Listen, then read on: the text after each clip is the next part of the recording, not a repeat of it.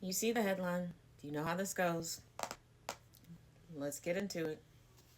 The Chinese government responded after U.S. Secretary of Defense Pete Hegseth warned Tuesday that the Panama Canal remains under persistent threat from China.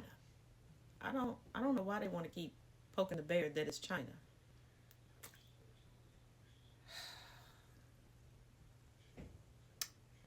You you don't threaten your own loan shark. And you don't threaten a country that has the ability to take every product you make money off of in your own country and they can do it better and at less of the cost. Like they could squeeze us out of the, you know what?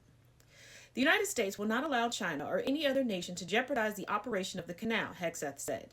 To this end, the United States and Panama have done more in recent weeks to strengthen our defense and security cooperation than we have in decades.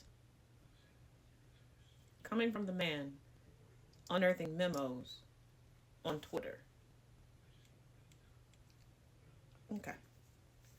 The remarks drew a response from the Chinese government, which countered, who represents the real threat to the canal? People will make their own judgment. Wow. Jump scare. Why it matters.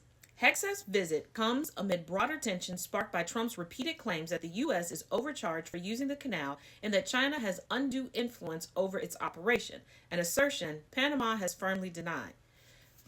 Hey, Trump and Trumpers, are are we a global powerhouse or are we getting bullied by everybody? Like, which one is it? Because after a February phone call between Hegseth and Panamanian President Jose Raul Molino, the U.S.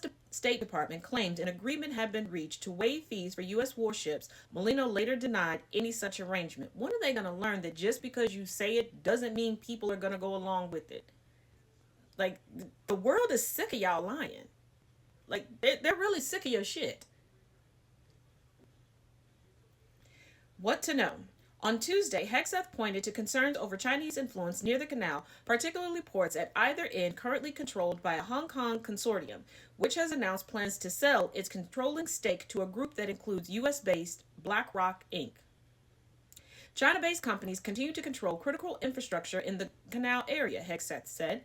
That gives China the potential to conduct surveillance activities across Panama. This makes Panama and the United States less secure, less prosperous, and less sovereign.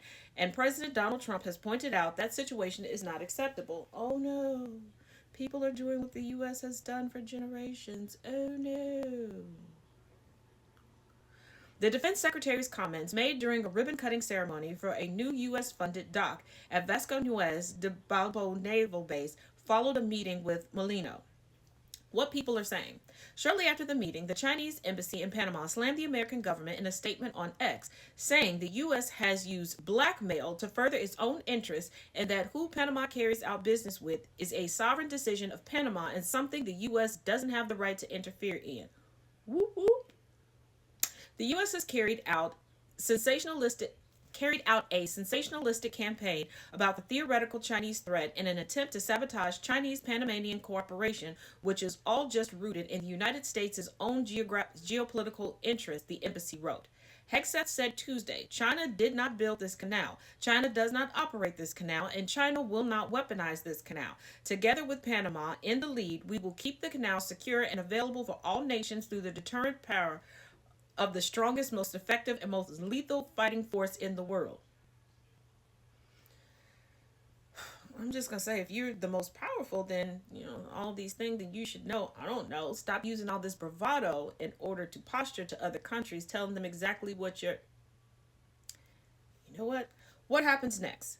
Definitive documentation for the transfer of the two Panama port operations to the U.S. Link Consortium was expected to be signed April 2nd, but sources told Hong Kong's South China Morning Post newspaper this will no longer happen, citing obvious reasons and political sensitivities.